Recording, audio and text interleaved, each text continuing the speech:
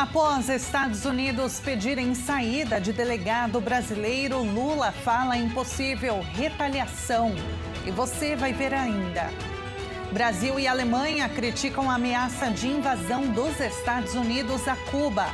E ainda, os 66 anos de Brasília, capital do país, celebra aniversário com legado e muita história. Essas e outras notícias você confere agora no Redação Hit. 11h30 agora, pelo horário de Brasília. Um bom dia para você, uma ótima terça-feira de feriado. Nós chegamos agora ao vivo no Redação Hit, primeira edição. E eu trago agora os destaques para você deste dia 21 de abril de 2026. Ao afirmar que ninguém poderá desarmar a organização aliada do Irã, o Hezbollah declarou que o movimento xiita quer que a trégua continue e que Israel se retire do sul do Líbano. Vamos ver na reportagem. O cessar-fogo entre Israel e o Hezbollah não consegue dissipar as tensões no Líbano, um país arrastado para o conflito regional, enquanto crescem as divisões internas sobre o caminho a seguir. O país foi envolvido na guerra no início de março, quando o movimento xiita pró-Irã atacou Israel em apoio a Teherã, abrindo uma nova frente no conflito no Oriente Médio. Em Beirute, o deputado do Hezbollah, Hassan Fadlallah, afirmou que o grupo está decidido a manter a trégua, mas rejeitou qualquer tentativa de impor novas linhas de segurança no sul do país ou de desarmar a organização. Derrubaremos esta linha amarela por meio da resistência, por meio de nossa insistência em nosso legítimo direito de nos defendermos a nós mesmos e a nosso país. O Estado libanês, por meio de sua diplomacia, é obrigado a agir a esse respeito e não a se engajar em negociações diretas quando a parte norte-americana não ofereceu nada e o governo não recebeu nada até agora, nem dos norte-americanos, nem do inimigo israelense. Israel afirma ter estabelecido uma linha amarela no sul do Líbano, perto da fronteira, onde suas forças continuam operando, apesar de um cessar-fogo de 10 dias acordado com o movimento pró-iraniano Hezbollah. Meios de comunicação oficiais libaneses informaram que um drone israelense bombardeou uma localidade no sul do país. E olha, um homem armado matou um turista canadense e feriu outras 6 pessoas no famoso sítio arqueológico de Teotihuacan, no México. Um brasileiro e uma criança estão entre os feridos. O local é visitado por milhares de turistas todos os anos. O Lar das Pirâmides Pré-Astecas é um destino turístico muito visitado no centro do país.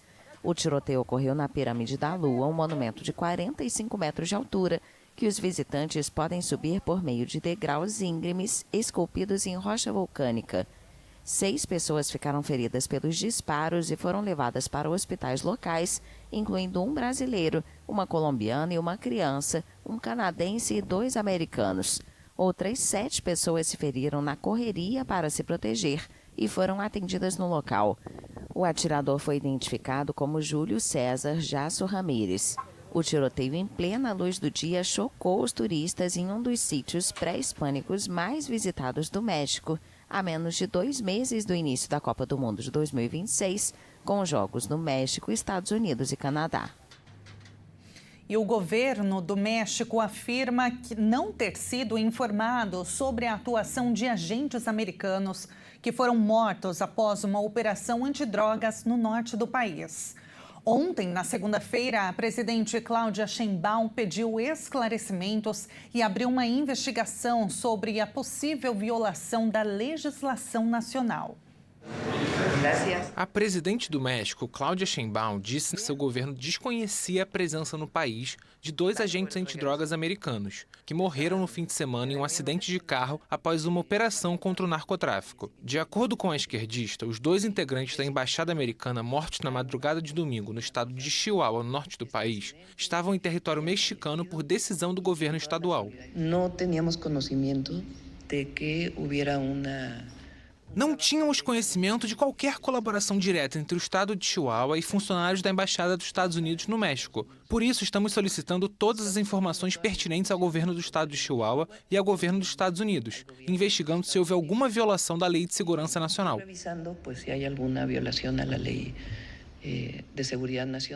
A Procuradoria de Chihuahua informou que os americanos morreram em um acidente rodoviário junto com 2 agentes mexicanos, quando retornavam de uma operação para destruir laboratórios clandestinos de fabricação de drogas sintéticas. Desde seu retorno à Casa Branca, Donald Trump tem pressionado o México a conter o fluxo de drogas para os Estados Unidos, enquanto Sheinbaum rejeitou as ofertas do republicano de ajuda militar para combater os cartéis. A presidente mexicana declarou que não há operação conjunta com os Estados Unidos. De Fiscalía de Chihuahua. Após meses de pressão do presidente americano Donald Trump sobre Cuba, o chanceler alemão Friedrich Merz afirmou ontem, durante coletiva de imprensa conjunta com o presidente Lula, que não há nenhum motivo para que os Estados Unidos ataquem o país cubano. Entre os assuntos abordados esteve a situação vivida em Cuba após meses de pressão do presidente americano Donald Trump, que afirmou que a ilha poderia ser a próxima após a operação que depôs Nicolás Maduro na Venezuela. Es gibt keinerlei erkennbare Grundlage. Não há absolutamente nenhuma base discernível para uma intervenção em Cuba. Apesar de todos os problemas que Cuba tem com seu regime comunista, o país não representa uma ameaça real a estados terceiros fora de Cuba. Portanto, não vejo qualquer fundamento para que uma intervenção venha a ocorrer. Für Drittstaaten außerhalb Kubas aus. Und deswegen sehe ich nicht, auf welcher Grundlage hier eine Intervention stattfinden sollte. Lula, que qualificou o bloqueio americano a Cuba como ideológico e vergonha mundial, também expressou sua firme oposição a qualquer invasão dos Estados Unidos à ilha caribenha. O brasileiro ainda comentou a polêmica sobre a presença da África do Sul na reunião do G20, prevista para acontecer em Miami neste ano. Não tem o direito de proibir um membro fundador do G20 participar do G20. Bem, eu disse ao Ramaphosa que ele deve comparecer ao G20. Deve comparecer, ele não pode não ir porque o Trump disse para ele não ir. Ele deve ir ao G20, ele é membro nato. Ele vai e vamos chegar lá para ver o que vai acontecer, se vão deixar ele entrar ou não. Eu, se fosse ele, iria ao G20. Não como convidado, como membro fundador do G20.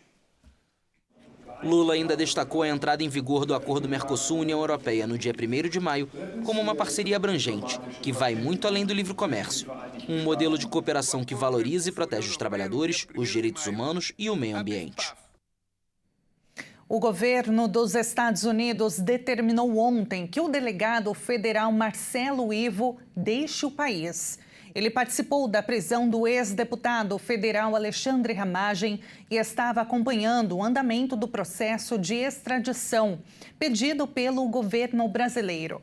Mas, segundo o comunicado divulgado pelo Escritório para Assuntos do Hemisfério Ocidental do governo americano nas redes sociais, nenhum estrangeiro pode manipular o sistema de imigração dos Estados Unidos. Ainda ontem, o presidente Luiz Inácio Lula da Silva falou em uma possível reciprocidade caso seja confirmado se houve abuso dos Estados Unidos. Em suas palavras, Lula disse, abre aspas, não podemos aceitar essa ingerência e esse abuso de autoridade, fecha aspas. Ramagem, que está nos Estados Unidos desde o ano passado, é considerado foragido pela Justiça brasileira. Ele foi condenado a 16 anos de prisão pelo Supremo Tribunal Federal no processo que julgou a tentativa de abolição violenta do Estado Democrático de Direito, tentativa de golpe de Estado e participação em organização criminosa.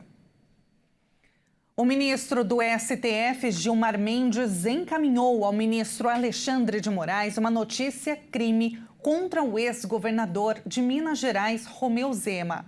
O pedido foi para incluí-lo no chamado inquérito das fake news. No texto, Gilmar Mendes acusa Zema de ferir a honra de si próprio e do tribunal, além de comprometer a credibilidade da corte. Além de Gilmar Mendes, o ministro Alexandre de Moraes encaminhou o caso para análise da Procuradoria-Geral da República. A iniciativa de Gilmar ocorreu após a divulgação de um vídeo nas redes sociais de Zema.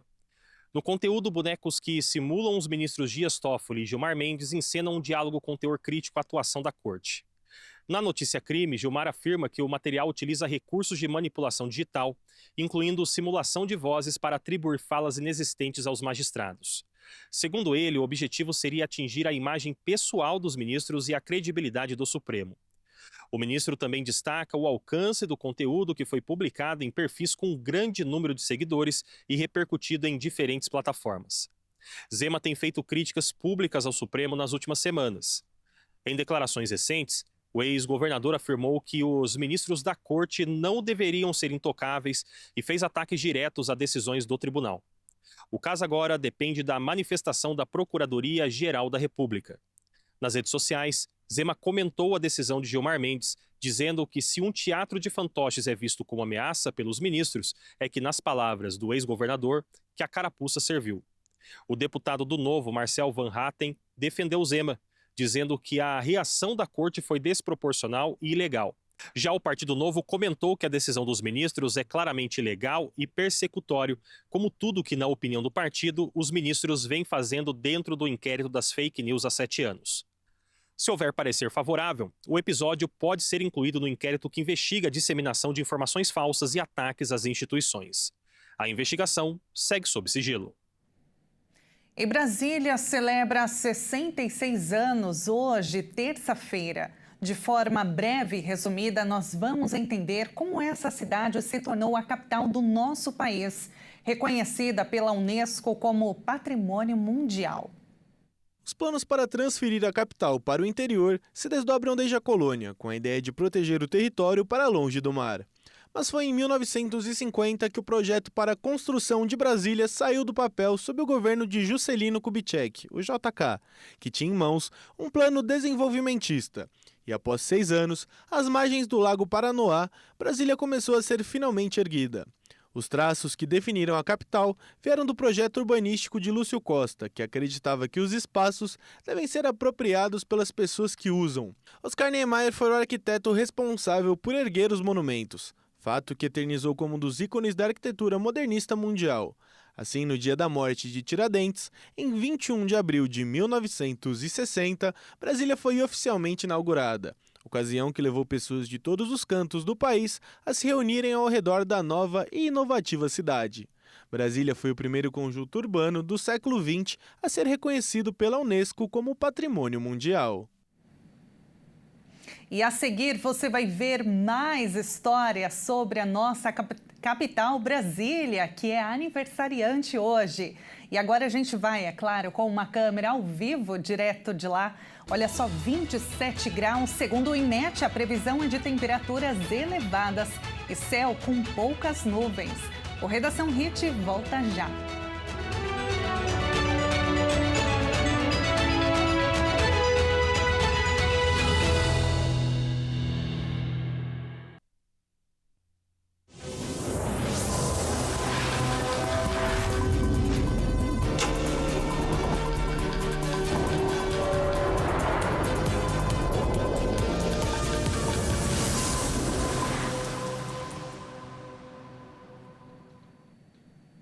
E nós estamos de volta agora no horário de Brasília, que faltam 15 minutos para o meio-dia.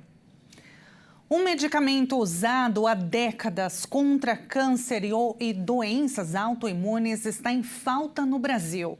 O Ministério da Saúde tenta recompor os estoques, mas especialistas alertam que, em alguns casos, não há um substituto ideal para o remédio. A ciclofosfamida intravenosa é um medicamento antigo, barato e muito importante na oncologia e na reumatologia. Ela age danificando o DNA das células malignas, impedindo que elas se multipliquem e continuem crescendo. Mesmo sendo um remédio desenvolvido há décadas, ela continua presente em tratamentos considerados padrão. A falta atinge desde esquemas clássicos de quimioterapia, como os usados no câncer de mama, até terapias para lúpus, vasculites e transplantes de medula óssea. Por isso, a ausência do medicamento não é fácil de contornar. Por ser um medicamento antigo e de baixo custo, a ciclofosfamida gera menos retorno financeiro para a indústria farmacêutica, o que pode tornar a produção e o abastecimento mais vulneráveis. Diante da falta da versão intravenosa, os médicos têm recorrido a adaptações. Mas quando elas existem, na oncologia, um dos caminhos é substituir a versão aplicada diretamente na veia pela forma oral, que ainda está disponível no país. Essa estratégia já foi utilizada em estudos clínicos e pode funcionar em alguns casos, mas não resolve todos. Também existem protocolos alternativos que dispensam a droga, principalmente em alguns tipos de câncer. Ainda assim, esses esquemas não servem para todos os pacientes e podem ter diferenças de eficácia ou efeitos colaterais.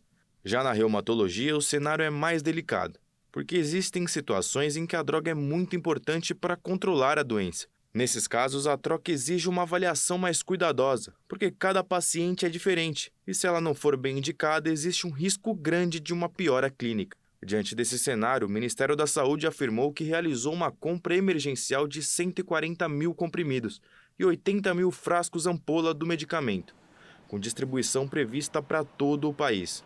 A expectativa oficial é de normalização do abastecimento a partir de junho, após a retomada da produção pela fabricante. E agora a gente muda de assunto porque pagar aluguel não está fácil em qualquer parte do país. Mas em algumas capitais, como Porto Alegre, no Rio Grande do Sul, os donos, proprietários de imóveis não pensam muito na hora de renovar o contrato e mandar para o inquilino. Nos últimos 12 meses, o aluguel na capital gaúcha subiu quase 3 vezes mais do que a inflação. O perfil médio do aluguel residencial em Porto Alegre subiu 11,75% no período de um ano, considerando os meses de março de 2025 e março de 2026. No mesmo intervalo, a inflação oficial do país ficou em 4,14%, ou seja, o preço do aluguel na capital gaúcha subiu quase 3 vezes mais do que a inflação. Mesmo com uma alta menor do que a registrada no ano passado, o mercado segue pressionado. Segundo especialistas, esse aumento ainda reflete efeitos da enchente de 2024, que mexeu com a dinâmica da oferta de imóveis na capital. Apartamentos que não foram atingidos pela água tiveram reajustes, enquanto outros, de valor mais alto, acabaram devolvidos ou permaneceram mais tempo disponíveis. Outro fator apontado é a entrada de empreendimentos novos no mercado, em geral voltados a um público de renda média e alta, o que também empurra o valor médio da locação para cima. Especialistas destacam ainda que, diferentemente da inflação geral, o preço do aluguel responde a condições muito específicas de cada cidade, como oferta restrita, demanda aquecida, juros altos e perfil dos bairros. O levantamento considerou 4.675 imóveis residenciais disponíveis para locação, entre apartamentos, casas, coberturas, lofts e estúdios, distribuídos em 74 bairros de Porto Alegre. No primeiro trimestre deste ano, a capital registrou o maior acumulado da série histórica para o período, iniciada em 2012. O autor, Dr. Jeremiah Johnston, desenvolveu uma obra que se tornou um best-seller. Seu livro aponta novas evidências arqueológicas que fortalecem a veracidade da passagem de Jesus na Terra. Recentemente, o livro As Descobertas de Jesus, 10 achados históricos que nos colocam cara a cara com Jesus, do Dr. Jeremiah Johnston, tornou-se um best-seller, alcançando o 2º lugar na Amazon e a 3ª posição na lista do New York Times. O autor dedicou os últimos 4 anos viajando pelo mundo, consultando cientistas e arqueólogos de diversas nacionalidades. O objetivo foi analisar artefatos que, para muitos, são a prova material dos relatos bíblicos. Segundo Johnston, é possível aprender 65 fatos sobre o nascimento, o ministério, a morte e a ressurreição de Jesus apenas através de evidências externas, mesmo antes de abrir a Bíblia, defendendo que nenhuma outra figura religiosa na história da humanidade possui uma documentação tão vasta e precisa quanto Jesus. Um dos pilares da obra é o polêmico Sudário de Turim. Enquanto alguns sugerem que o tecido seria uma falsificação do século XIII, Johnston apresenta novos dados científicos para contestar essa tese. O escritor cita a técnica de espalhamento de raios-x de grande ângulo, uma tecnologia recente que posiciona o artefato no século I, contestando a datação por carbono feita em 1988. O autor argumenta que as propriedades da imagem no tecido, como a precisão anatômica e a formação da imagem por radiação de alta energia, são impossíveis de serem replicados artificialmente até hoje, além da presença de vestígios de pólen exclusivos da região de Jerusalém. O livro ainda detalha itens como o cálice de Jesus e o ossuário de Tiago, uma caixa de calcário do século I d.C., ambos artefatos que intensificam a narrativa do Novo Testamento e a reputação de Jesus dentro do contexto do Império Romano. Johnston disse que queria ajudar cristãos e não crentes a verem as evidências históricas do cristianismo. O livro conclui que a coragem dos apóstolos e o nascimento do cristianismo não se baseiam em mitos, mas em fatos históricos e fundamentos científicos que, sob uma investigação profunda, apenas confirmaram a autenticidade dos eventos narrados pelos evangelistas. 30 anos depois de sair de linha, o Fusca ainda é icônico. No Rio de Janeiro, ele é a atração das ruas. É porque mais de 6 mil modelos ainda circulam pela cidade. 3 décadas após sair de linha no Brasil, os Fuscas ainda circulam pelas ruas do Rio de Janeiro.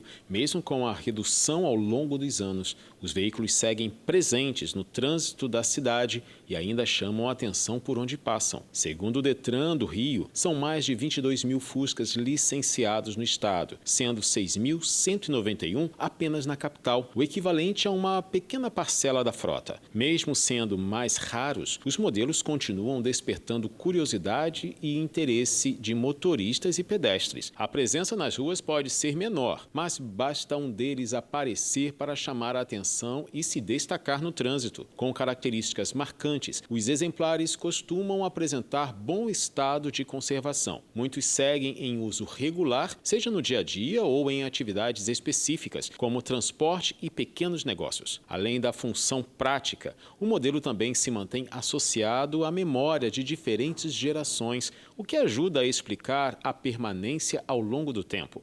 Mesmo fora de produção há décadas, o modelo permanece em circulação e ainda faz parte da paisagem do trânsito carioca.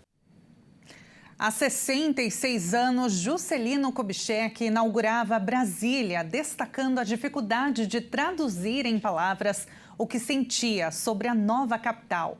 Mais de 6 décadas depois, a cidade ainda é sinônimo de planejamento e modernidade.